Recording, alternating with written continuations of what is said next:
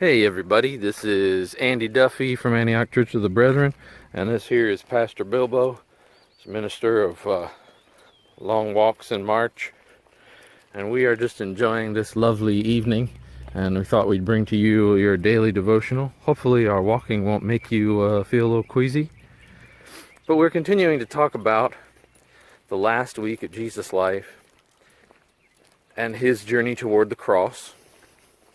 And last week we spent pretty much the whole week talking about different aspects of the Last Supper with Jesus and his disciples, and especially looking at the differences between the different gospel accounts. The four gospels agree on a lot, but they also differ on some other things. And tonight I want to talk about the Gospel of John. Actually, the next 2 days we're going to talk about John, because he's always different in what he focuses on in the story of Jesus' life. Some say he's more theological, more spiritual. I don't know about that. He's just different. He's more in touch with certain things that the others aren't quite as concerned about. So basically, when the Last Supper finishes up in John, Jesus and his disciples are making their way to the Garden of Gethsemane. And of course, there's a lovely view of some vegetation.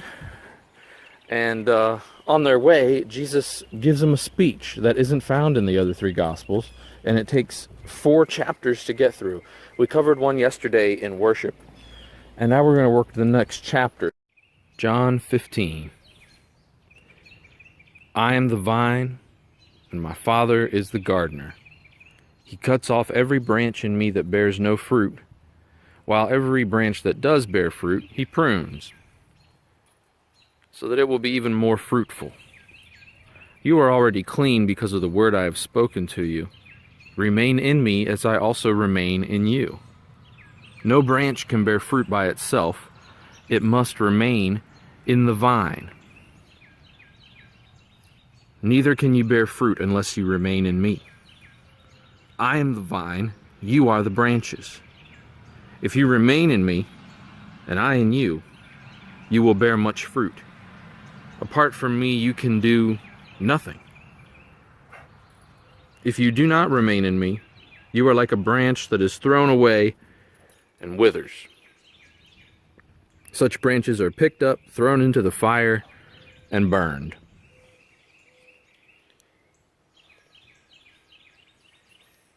If you remain in me and my word remains in you, ask whatever you wish and it will be done for you.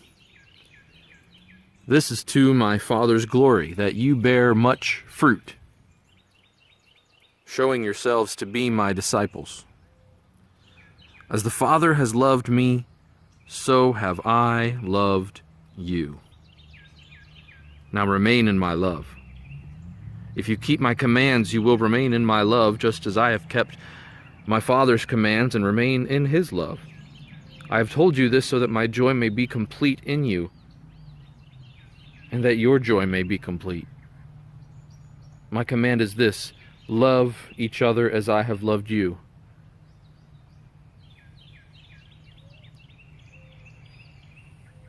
Now remain in my love.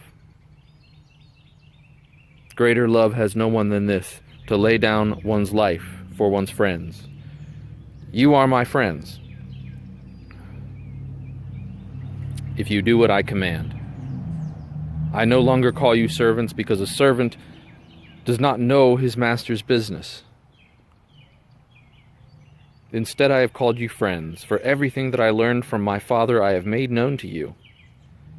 You did not choose me, but I chose you and appointed you, so that you might go and bear fruit, fruit that will last, and so that whatever you ask in my name, the Father will give you. So that whatever you ask, my Father will give you. This is my command: love each other. If the world hates you, keep in mind that it hated me first. If you belong to the world, it would love you as its own. As it is, you do not belong to the world, but I have chosen you out of the world. That is why the world hates you. Remember what I told you, a servant is not greater than his master. If they persecuted me, they will persecute you also. If they obeyed my teaching, they will obey yours also. They will treat you this way because of my name, for they do not know the one who sent me. If I had not come and spoken to them, they would not be guilty of sin. But now they have no excuse for their sin. Whoever hates me hates my Father as well. If I had not done among them the works no one else did, they would not be guilty of sin. As it is, they have seen, and yet they have hated both me and my Father. But this is to fulfill what is written in their law. They hated me without reason. When the Advocate comes, whom I will send to you from the Father, the Spirit of truth, who goes out from the Father, he will testify about me, and you also must testify, for you have been with me from the beginning.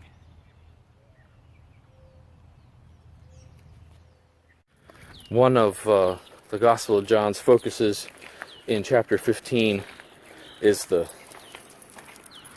unity of opposites. So we get the flesh and the spirit, we get darkness and light. And in this case, the focus is on how opposites seem to come together in Jesus, who is both human and divine. He's mortal and immortal. And this is illustrated in the image, the metaphor of the vine and the branches. Jesus makes the case that he's like the vine or the trunk of a tree or a plant, and we are the branches that get life as long as we are connected to the trunk. But if we cut ourselves off, we cease to get all the life-giving nutrients and moisture and connection to the soil. And in Jesus' case, we cease to get access to the life that is from God, the love that knows no limits. And as long as we remain connected to that trunk of life that comes from the divine, we are able to bear the same fruit that Jesus did. And the fruit that Jesus bore was acts of love and an openness to whatever God was doing. So if we want to live a life that's more like Jesus, we have to make sure we remain connected to the trunk that is God. The same chapter goes on into talking about how if we are united with Christ in his blessings, like life and love, we're also going to be united in the struggles. So we should expect to have some resistance when we're connected to the trunk of God. Jesus is headed to the cross. If we remain faithful, we can be sure that we will face opposition too. They go hand in hand.